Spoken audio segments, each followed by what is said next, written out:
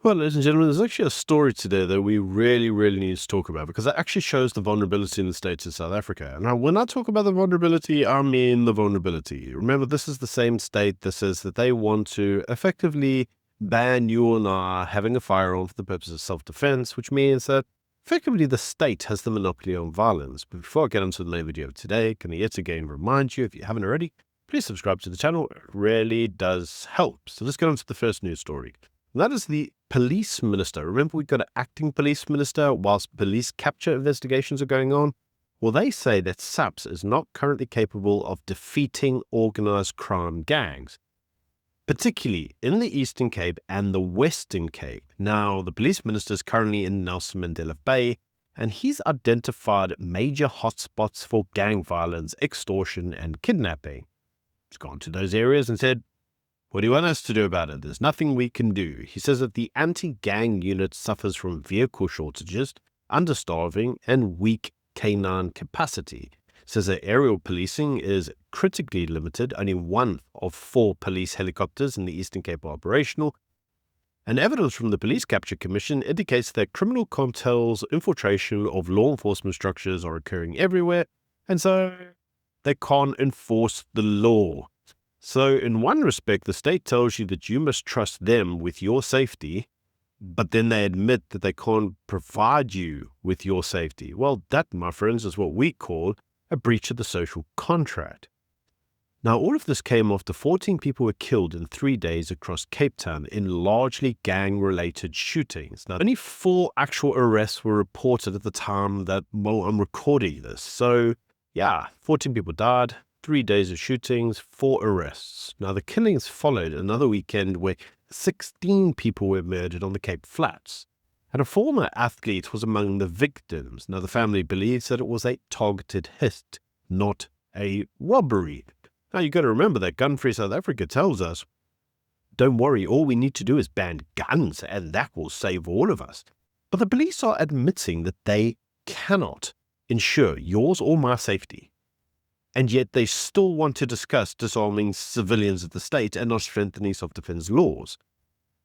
This is a breach of the social contract. The state should not exist. The state's primary function is to provide safety and security to the citizens of the state, and the state is admitting it's unable to do that. I do not think that this ANC criminal government understands just how serious this issue is. But in another respect, maybe they do, because in other news, the ANC has spent $3.7 billion on VIP and static protection for 2024 and 2025. Now, the spending breakdown is $2.2 billion in VIP protection, $1.4 billion in static protection, and $35.4 million on protection of KZN traditional leaders. I mean, that's just a rounding error, really. So, what you can see is that the state itself, the government, the senior officials, what they call VIPs, the rest of us call criminals, they are closing ranks and protecting themselves. Now, this is projected to exceed 4 billion rand this year. That's the years 26 and 27. So you can see that they, to a degree, know that the possibility of them being targeted is quite high. And yet they're getting their own little commando forces to protect them, whilst the rest of the citizens of the state are unable to be protected because under-resourced. Everything's broken that the ANC touches. As I said, no police vans, no nothing. No way to detect crime, because the ANC don't care. I mean, the fact that you're all targeted with crime cares as long as they've got VIP protection. Because VIP protection spending now exceeds Hawks funding by 1.3 billion annually. Yes, the Hawks, an actual crime agency that protects the whole country, has less funding than ANC and government cadres. Let that sink in. Now, turning then onto foreign policy. Well, the Freedom Front Plus says that the ANC's foreign policy is not in South Africa's economic interest, and they're referring directly to the kerfuffle that's occurred with Iran and obviously with China and Russia. Now, the Freedom Front Plus calls on GNU partners to demand a role in shaping foreign policy. It's important to understand that all this comes at a time that US-SA relations are being described as being at an all-time low. Now, if you've watched anything on Morning Show, you'll know that there were concerns raised about the naval exercise with Iran, China, and Russia, and obviously we got AGOA. All of these things are all problematic. But it's important to remember that during the GNU negotiations, the ANC said very clearly that DIRCO and foreign policy were theirs to dictate. They did not allow the DA, the Freedom Front Plus, the PA, anyone to be involved in foreign policy. And we've all seen the results of that. We've all seen, well, Trump's alienation of South Africa. I've covered that in numerous videos. And we've all seen what that means to our economy and how it's effectively made South Africa a world pariah. So this idea that South Africa should include its GNU parties when Ramaphosa goes around the world saying, look how great we are, we have this GNU, it's not without merit. It's actually a very reasonable position to take. Now, let's turn our attention to Donald Trump. Why? Because Donald Trump's just amusing at the moment, and a lot that's occurring at Davos, at the WEF, prior to the events occurring, during the events, and after the events, at the Border Peace is just, well, entertaining, if nothing else. So let's turn our attention first onto the UK position of this, because Nigel Farage, prior to the WEF, said that he was going there to the WEF to put the elites on notice that we will not live by their agenda. Have a watch. So I've arrived in Davos, and yes, you can imagine the global elites are here and they're partying hard just behind me. But the cozy consensus that Davos has been shattered. This afternoon, Donald Trump will be speaking. This afternoon, President Milei of Argentina will be speaking. I'm going to be on the stage at the USA House immediately after Trump's speech. And there'll be a lot of people there, a lot of big businesses there from all around the world. And I would say, look, listen, it's very simple. Britain has been absolutely craven to the globalist agenda for decade after decade, which has meant climate change policies, open borders, mass regulation, everything in favour of big business and not small business. And I'm here to put them on notice that whilst we'll work with them, we won't be dominated by them, we will not live by their agenda. Now, all this comes at a time that Nigel Farage has been talking about how delighted he is that Donald Trump has inserted himself into the deal to sell the Mauritian Islands back to Mauritius. And he had the following to say. I'm delighted that Trump and now Scott Bessent have done everything they can to torpedo the terrible deal that would threaten the American base of Diego Garcia. I do want to say that. Diego Garcia is the most important American base in the world outside of the American mainland. The British government, moronically, are going to pay to give away what is ours, and there's no doubt there'll be Chinese spies and all the rest of it over that American base. Now, Nigel Farage also addressed the Greenland debacle, and if you listen to anything that Nigel has to say, he talks about how globalization is effectively dying, and we're seeing that even in the attempts and what's occurred with Greenland and the debacle with America saying that they wanted to acquire it. In fact, have a watch what Nigel had to say. I have no doubt that the world would be a better, more secure place if a strong America was in Greenland because of the geopolitics of the high north, because of the retreating ice caps, and because of the continued expansionism of Russian icebreakers, of Chinese investment. So yes, would America owning Greenland be better for the world in terms of safety and stronger for NATO? It would. Now, the reason this is important is because journalists have been harping on about Trump being a warmonger, how he's been out to destroy NATO, how he's just been a complete kook when it comes through to Greenland. And many of them haven't really asked the logical question, and that is, was Donald really going to invade Greenland?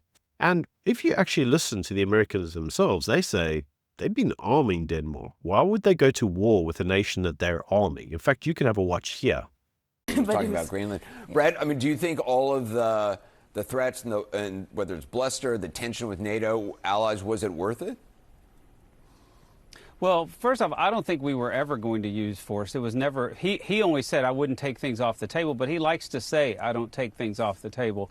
But you know, Anderson, in the last 10 weeks, the State Department has approved 7 different arms sales to Denmark. Now, only one other country has had more arms sales approved, and that's Taiwan. And we've approved them for about 20 different countries. Nobody's done more than 2 except Denmark and Taiwan. So we were not about to fight a country we've been selling Hellfire missiles to for the last 2 months.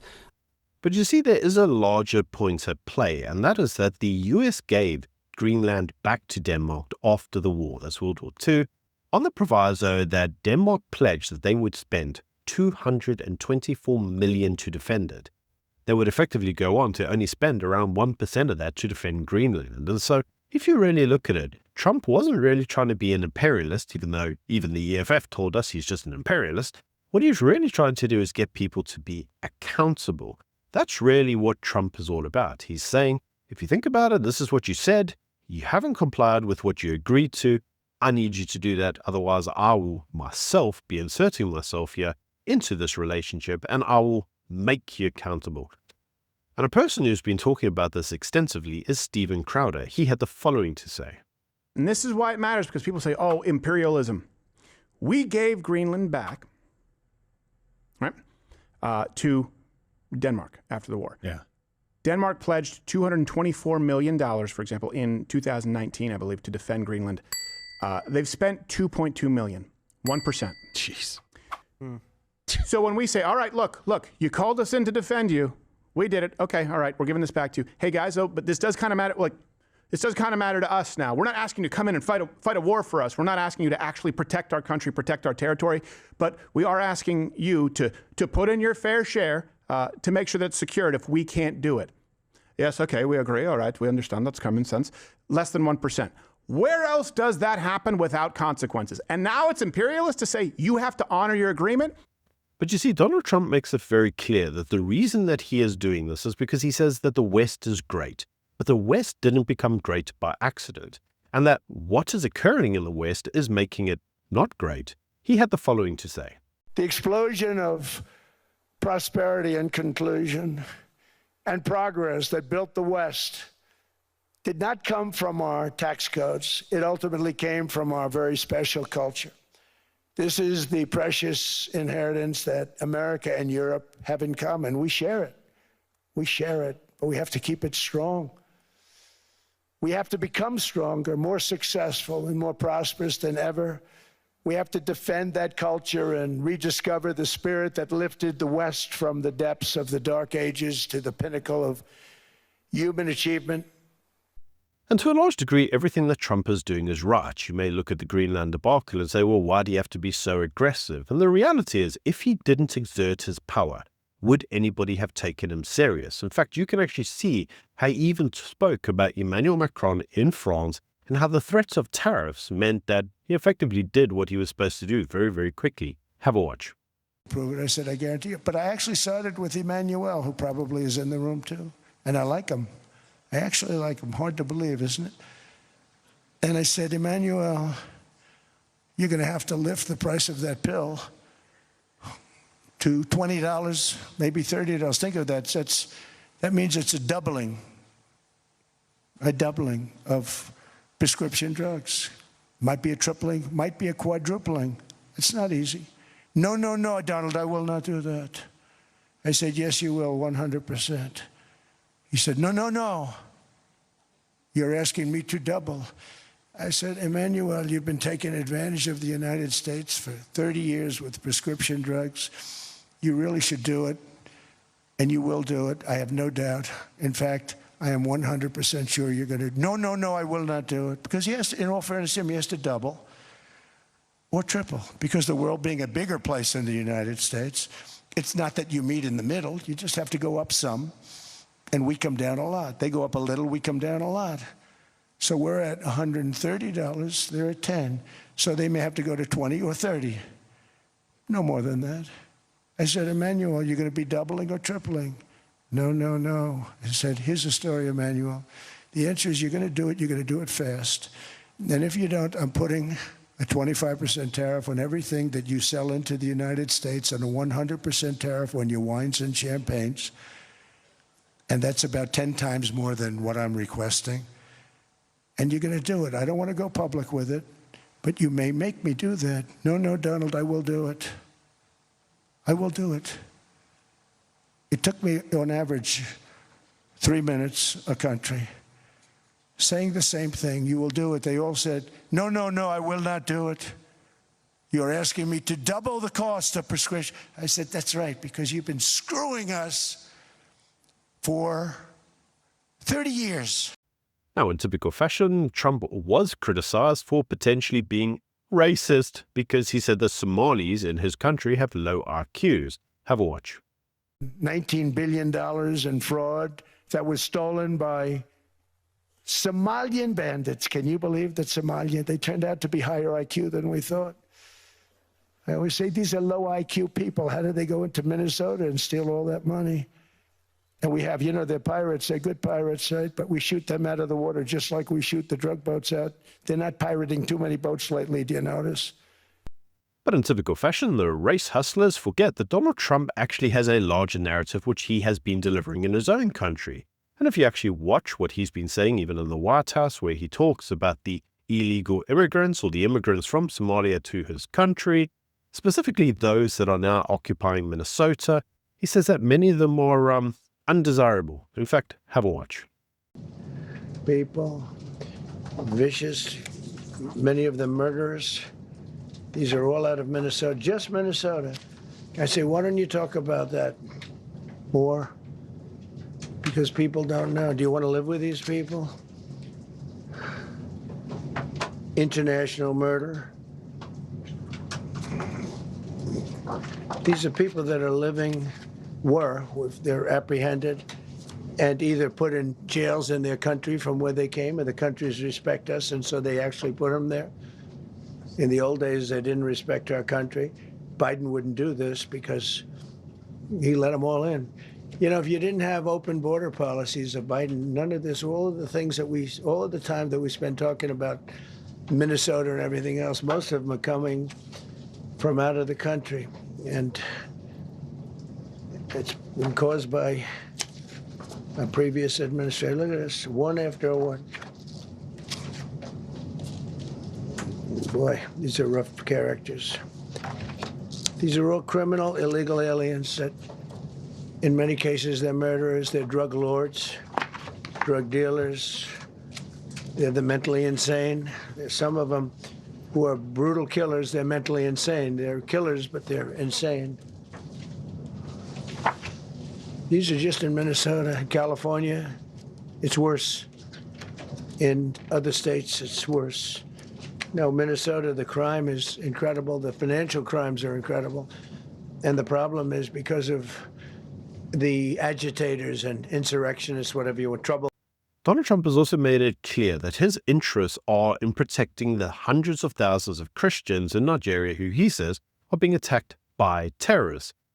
These are the same type of individuals who Donald Trump says is destroying the West. Have a watch. And in Nigeria, we're annihilating terrorists who are killing Christians. We've hit them very hard. They've killed thousands and thousands of Christians. What's that all about? But you see, you may look at that and say, yeah, but what Trump is effectively talking about is he's talking about Islamists. He's talking about Islam. He's talking about it in such a negative way. He's really Islamophobic and he's very racist. But you see, what you fail to understand is that Trump knows full well about all the Islamic scholars that come out of places, say, like Chicago, who have the following to say.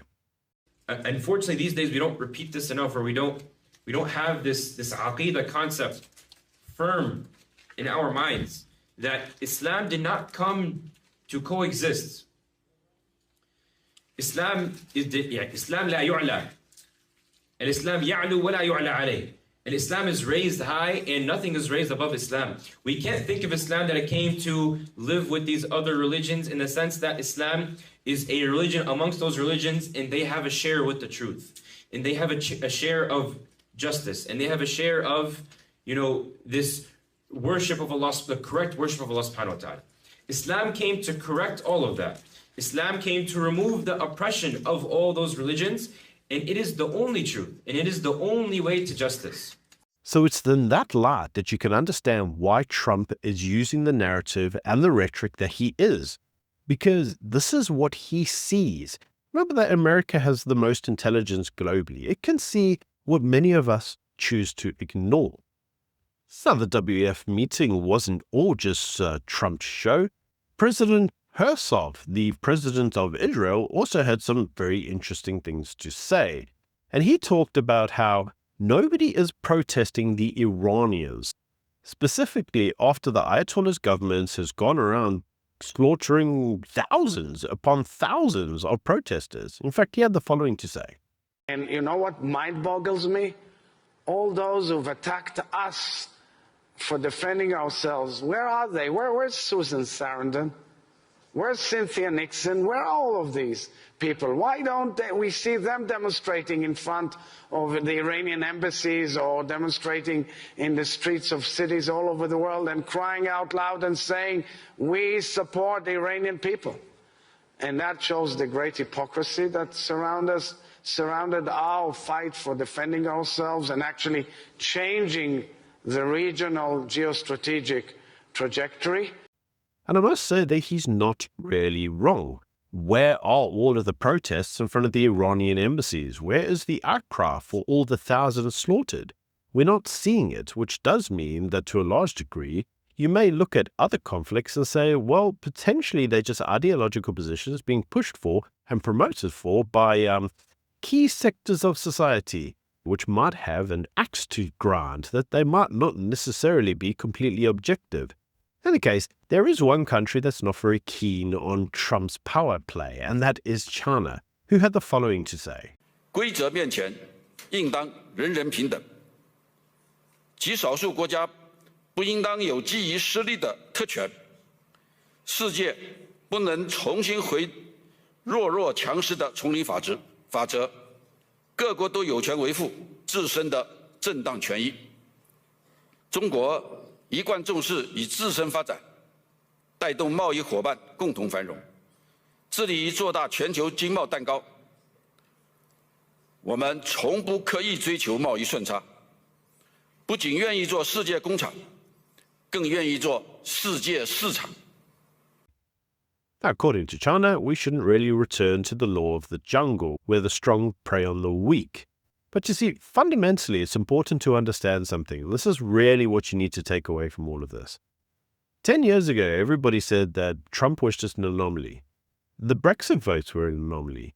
All of these winds of change were an anomaly. They were 5 years of Biden. But now, Trump is back. It's very interesting. 10 years ago, we had the Brexit vote, we had Trump elected, and the Davos crowd didn't believe it. They thought it was a short-term aberration that would simply disappear. Here we are 10 years on. The main speaker is Donald Trump, followed by Javier Milei. At a lower level, I'm here from the United Kingdom, but we've led in the last 200 opinion polls, and the winds of change are hitting Davos. Farage is on the verge of winning an election in the UK, if the dictator, also known as Keir Starmer, ever allows them to actually have a vote. The winds of change are in the air. And what that means for the world is uncertain. I think that we are losing a narrative which has guided humankind since its beginning. It's the narrative that you are here and you owe your existence also to prepare a better future. If you go back to the agricultural society, even to the beginnings during the whole time of the industrial society, there was this drive to create a better world for the future.